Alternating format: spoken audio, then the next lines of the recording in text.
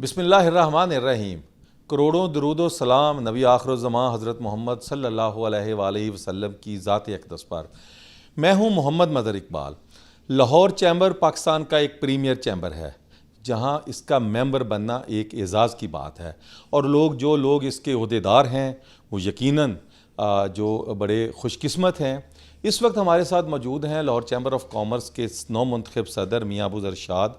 हम उनसे पूछते हैं कि मियाँ साहब, आपने क्लीन स्वीप किया, इलेक्शन जीत के आए हैं, अब आपकी तरजीहात क्या हैं इस वक्त मुल्की मईशत जो इस वक्त बिल्कुल तबाही के दाने पर पहुंच चुकी है? बहुत शुक्रिया आपका। देखें, मैंने 102 साल में 102 ईयर्स में पहला प्रेसिडेंट हूँ जो मैं अनअपोज हुआ हूँ। मेरे साथ सीनियर वाइस प्रेसिडेंट वो भी अनअपोज हुए हैं, मेरे साथ वाइस प्रेसिडेंट भी अनअपोज हुए हैं, और मेरी पूरी कैबिनेट, मेरे पूरे साथी 32 के 32 लोग अनअपोज माशाल्लाह स्वीप करके आए हैं, और पाकिस्तान की तारीख में सबसे ज़्यादा वोट लेके हम लोग आए हैं।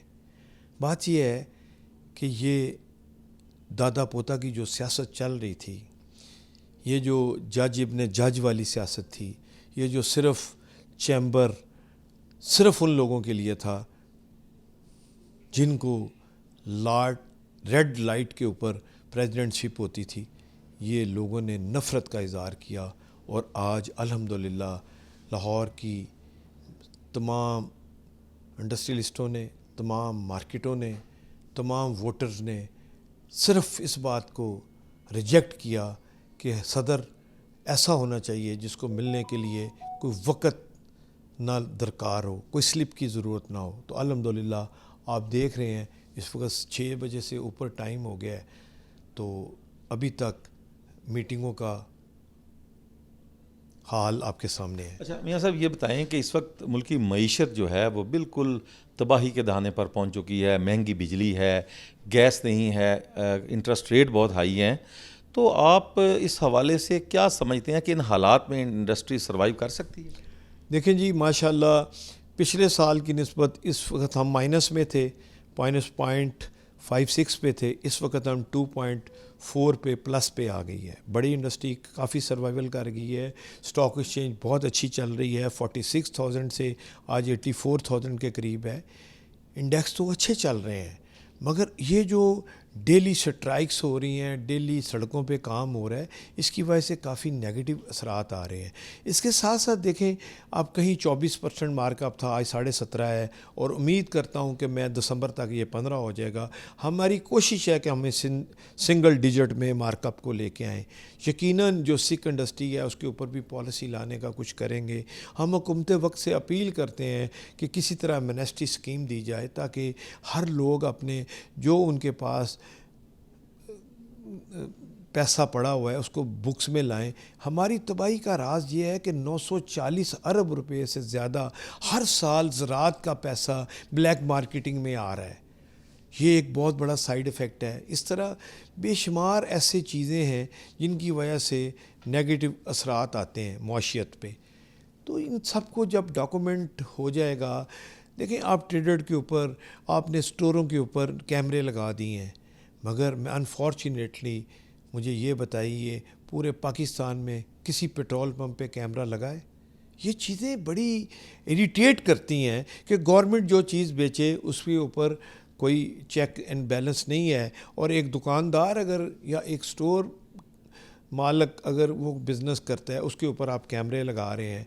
हम कलेक्टर अथॉरिटी नहीं है। और सबसे बड़ी चोरी की गुंजाइश, जब आप 18% सेल टैक्स लेते हैं, इसको सिंगल डिजिट में लाएं, नॉन एडजस्टेबल पॉलिसी दें ताकि आपको ये जो FBR में करप्शन हो रही है इसके ऊपर एक लॉक लगे। हाँ, आप एक्सपोर्ट पे इंपोर्ट पे जो टैक्स लगाते हैं, सेल टैक्स 18% पोर्ट पे ले लें, मगर उसके बाद जो लोकल ट्रेडिंग हो रही है उस पे 9% से ज़्यादा नॉन एडजस्टेबल टैक्स होना चाहिए, सेल टैक्स। दूसरी बात, खाने पीने की अशिया पे 4% से ऊपर टैक्स नहीं होना चाहिए, जैसा इंडिया में है 4.5% खाने पीने की अशिया पे है। तो आपने हर चीज़ पे 18%, 16% स्लैब रखी हुई है। ये आप चोरी का धंधा खुद करवाते हैं। जब आप हायर साइड पे टैक्स लेंगे, मसलन आप खाना खाते हैं 18% टैक्स दो जी। अब 18% आपने दे दिया, उसको मुर्गी ख़रीदता है उस पर टैक्स नहीं है, अब वो एडजस्टमेंट ही नहीं ले पाते, लोगों की परचेजिंग पावर कम हो जाती है, सिस्टम कम हो जाता है। कोको कोला की, पेप्सी कोला की सेलें नीचे गिर गई हैं, इसीलिए गिर रही हैं क्योंकि डॉक्यूमेंट्स पे जब आप जाते हैं तो नॉन डॉक्यूमेंट्स जो हैं वो आगे चले जाते हैं। सब टैक्स दहिंदगान की तादाद बढ़ाने के लिए लगता है FBR संजीदा नहीं है। नहीं, ये गवर्नमेंट खुद संजीदा नहीं है। अगर 18 साल के शनाख्ती कार्ड बनते साथ ही टैक्स नंबर जारी होना चाहिए।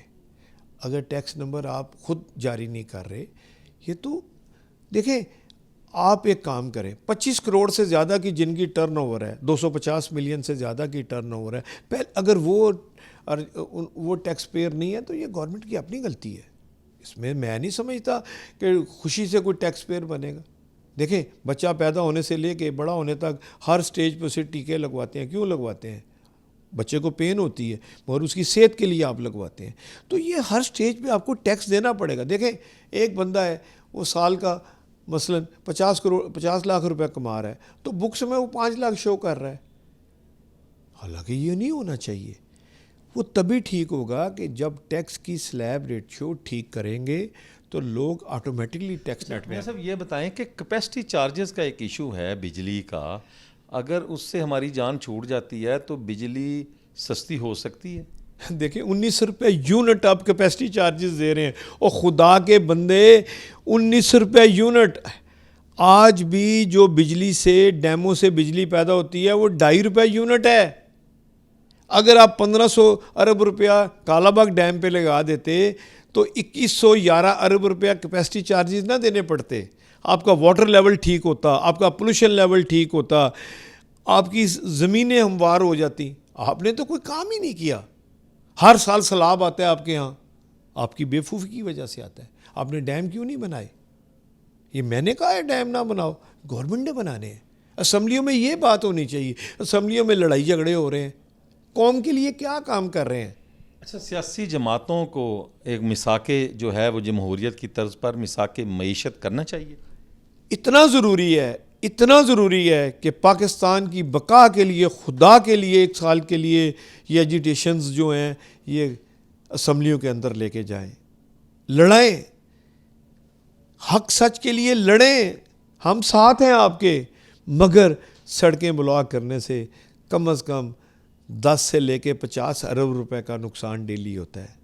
अब मुझे बताएं कि अगर 40-50 अरब रुपए का नुकसान सिर्फ इस बात पे हो जाए कि जी हमने स्ट्राइक करनी है, तो निज़ाम कैसे चलेगा?